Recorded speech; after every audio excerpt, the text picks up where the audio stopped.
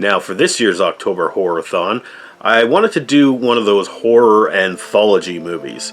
You know, like a couple of years back I did Twilight Zone and Creepshow. Love those movies. At the same time, I'm a big fan of John Carpenter, and I didn't even know that this existed. This is John Carpenter's Body Bags.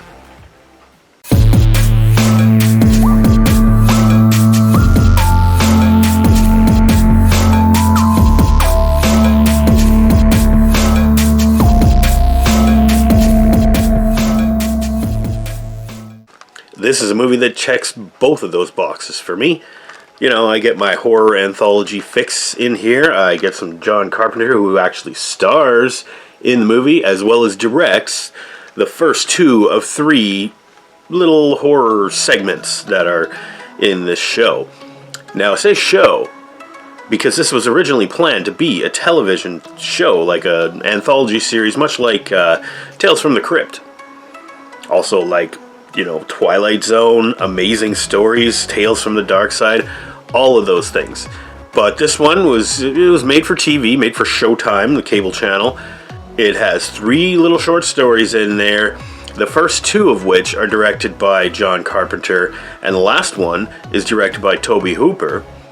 And John Carpenter also appears in the wraparound segment as this movie's version of the Crypt Keeper. He's like the what do they call him? The coroner? He's your horror host.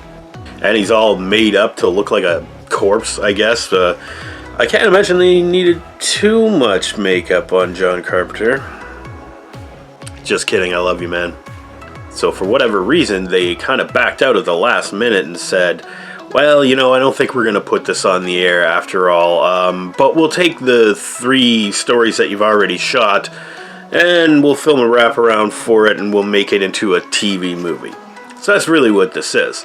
It's a TV movie horror anthology. It's pretty good. Not quite as good as something like Creepshow, which first of all featured 5 different stories in there. This one's only got 3. Not quite as memorable as like the Twilight Zone, but it's you know, some clever little stories, and this whole thing is full of celebrity cameos and references and callbacks and all kinds of stuff to do with the horror genre. You get a pretty wide range of actors in there. I mean, you get like Mark Hamill's in here, Stacy Keach, Robert Carradine, not David Carradine, or even John Carradine, or Keith Carradine. No, this is Robert Carradine. You know, the nerd. Then you also get like Twiggy. Remember her? I mean, she was like a model, actress, superstar in like the 70s, early 80s? I don't know. Anyway, she's in there. You also get Debbie Harry is in this. Remember she was in the Tales from the Dark Side movie too? Well, she's in this one. Sheena Easton is in this movie. Also, you get cameos from like Roger Corman, of all people. Then you get another cameo from Wes Craven, Sam Raimi. Sam Raimi plays like a dead guy, like a corpse, but he does it well. Oh, you also get Sam Raimi's car. So, like I said, it has 3 stories in there. First story, directed by John Carpenter himself, is called The Gas Station, and it's about an overnight gas station attendant who gets locked out of her own booth and has to deal with somebody coming to try and kill her. There's some twists and turns and all that in there, and I don't want to tell you the story, but somebody's trying to murder her. In this segment, this is where you get Robert Carradine. You also get that guy, Buck Flowers. And he always plays like a homeless guy or a hobo or a old drunk or something like that. And that guy's in there and he plays an old hobo drunk. You get to see Wes Craven driving Sam Raimi's iconic car. But yeah, it's a neat little story. It's a little creepy. It's just a weird little nugget from the mind of John Carpenter. And he threw all his friends in there as well. Oh, the American Werewolf guy's in that too. The second one here is called Hair, and it's about Stacy Keach, who's losing his hair, or he's obsessed with his hair, and that he might be losing it, and he tries all these like comb over stuff and the spray on hair and everything, and he goes to this clinic that offers him this revolutionary new way to like grow tons of luxurious hair, and it definitely works, and it works a little too well. Again, I don't want to spoil anything in there, but notable things about this one is that Stacy Keach's wife is Sheena Easton, also Debbie Harry, almost unrecognizable as a nurse. Then you get like the doctor, the hair transplant doctor guy is David Warner. He played like the ultimate evil in Time Bandits. He was also the program bad guy in Tron. Creepy villain kind of actor. But this story itself is a little silly, a little sinister, but it's just goofy, and it's there for fun. Now the third one, directed by Tobe Hooper. I never know how to say that. Is it Tobe?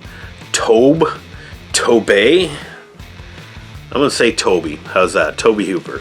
Anyway, this third one is about a baseball player who gets in a car accident and loses an eye. Upon waking up in the hospital and finding out that he's lost his eye, there's a doctor sent in to talk to him about possibly replacing his eye with a transplant from, I guess, a dead guy. Now, you know how this is going to go, right? I mean, no spoilers, but it's pretty much goes exactly the way you would think. It's exciting, well acted by Mark Hamill, who plays the baseball player, which him being a baseball player really doesn't have much to do with this movie at all. And his wife, played by Twiggy, the previously mentioned Twiggy, she's really good in this segment as well. Anyway, this one, it's called The Eye, and The Eye is pretty good. It's probably the best of the three. Now, the whole thing is shot with the little wraparound segments from John Carpenter. So we think he's like this creepy morgue worker guy, like coroner or whatever, and the whole time he's kind of like introducing the segments, he's like cutting up bodies or playing with body parts. And well, here's a spoiler for you. Turns out in the end he's actually like a corpse that just comes to life, tells all these stories, then gets back in his body bag. But hey, I think he's amusing enough. He has some cheesy like one-liner kind of jokes and stuff in the style of the Crypt Keeper. Overall, I actually quite enjoyed Body Bags. I had never heard of it, never had Showtime cable network, and I mean, as much as I did enjoy it, this wasn't really one of my favorite like horror anthologies, not by a long shot. Creepshow is so much better. Twilight Zone is better, with the exception of that stupid Spielberg one in there. And it always seems that with these anthology movies, there's going to be one in there that's just no good. That I didn't find here. I didn't find that at all.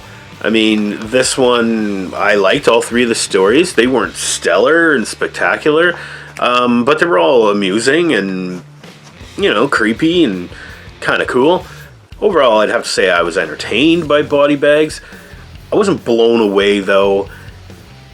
So I'm going to give it a B-. Now, B- is actually a little higher than I think I wanted to give it, but just seeing all those horror movie icon guys and going, holy shit, that's Roger Corman, and that's Sam Raimi's car over there.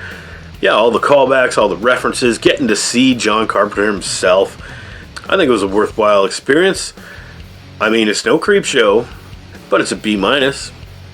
So once again, stay safe this Halloween, and have a good one out there, everybody.